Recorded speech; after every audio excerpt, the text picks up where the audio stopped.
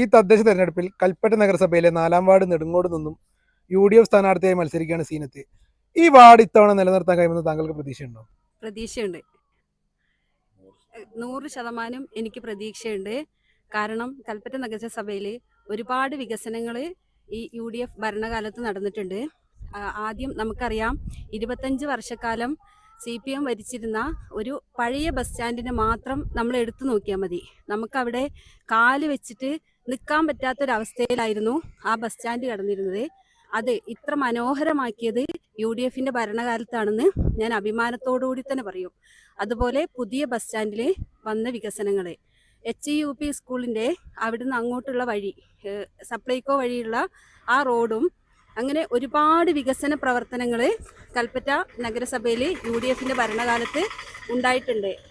ഞാൻ ഏറ്റവും കൂടുതൽ അഭിമാനത്തോടെ പറയുന്ന ഒരു കാര്യമാണ്, കൽപ്പറ്റ നഗരസഭയിൽ ഇന്ന് കൈനാട്ടി ജനറൽ ഹോസ്പിറ്റൽ കൂടാതെ 6 ഗവൺമെൻറ് PHCകളും UHWSകളും ആയിട്ടും 6 എണ്ണം നമുക്ക് ജനങ്ങൾക്ക് ഒരു ബുദ്ധിമുട്ടും കൂടാതെ വന്ന് ഡോക്ടറെ കാണിച്ച് അവരുടെ സൗകര്യത്തിന് കാണിക്കാനുള്ള ഒരു ഏർപ്പാട് കൽപ്പറ്റ നഗരസഭയിൽ UDF ഭരണകാലത്ത് ഉണ്ടായിട്ടുണ്ട്.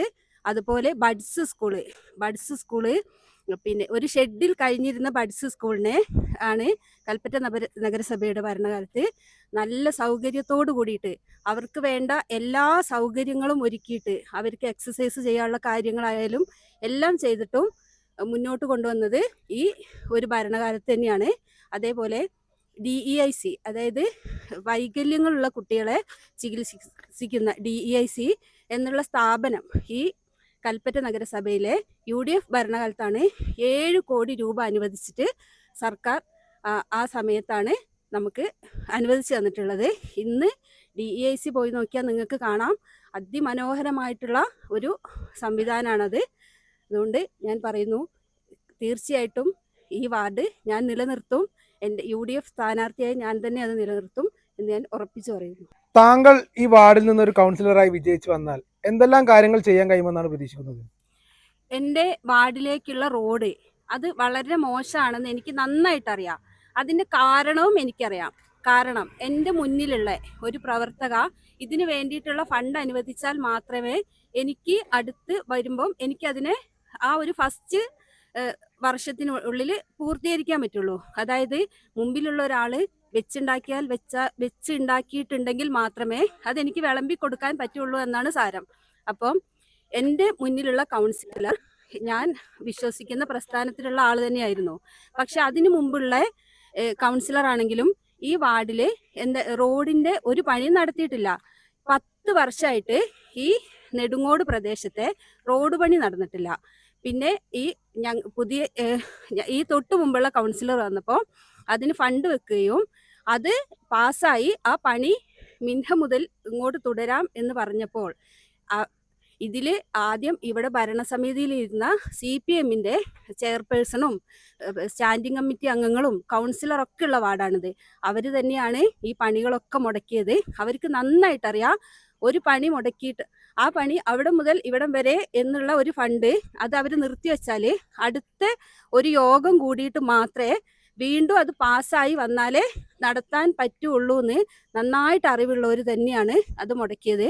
ഞാൻ പറയുന്നു, ഒരു നഗരത്തിൻ്റെ അല്ലെങ്കിൽ ഒരു ഗ്രാമത്തിൻ്റെ ഏറ്റവും ആദ്യം നന്നാവേണ്ട അതിൻ്റെ മുഖമായിരുന്നു. അപ്പോൾ അവിടുന്ന് അത് എത്രയാണോ ഫണ്ട് അനുവദിച്ചിട്ടുള്ളത് അതുവരെയുള്ള പണികൾ തീർത്തിട്ട് അതിന് ശേഷം ഇപ്പുറത്തേക്ക് ഫണ്ട് വെക്കാൻ നഗരസഭയെ സഹായിക്കുന്നതിന് പകരം ജനങ്ങളോട് ഒരു കൂറും ഒരു സ്നേഹവും ഇല്ലാതെ തങ്ങളുടെ രാഷ്ട്രീയ ലാഭത്തിന് വേണ്ടി മാത്രമാണ് അവരന്നിവിടെ പ്രവർത്തിച്ചുകൊണ്ടിരുന്നതെന്ന് ഞാൻ പറയും. പക്ഷെ ജനങ്ങൾക്കതറിയില്ല. നന്നായിട്ട് അറിയുന്നവർ കളിച്ചത് കൊണ്ട് മാത്രമാണ് ഇന്ന് ഈ റോഡിൻ്റെ അവസ്ഥ ഇങ്ങനെ. ഞാൻ ഭരണത്തിൽ വരികയാണെങ്കിൽ എൻ്റെ റോഡ് ആദ്യം തന്നെ ഞാൻ നന്നാക്കും. അതുപോലെ എന്നും എല്ലാ മഴക്കാലത്തും അനുഭവിക്കുന്ന ഒരു ദുരിതമാണ് നെടുങ്ങോട് അംഗൻവാടി.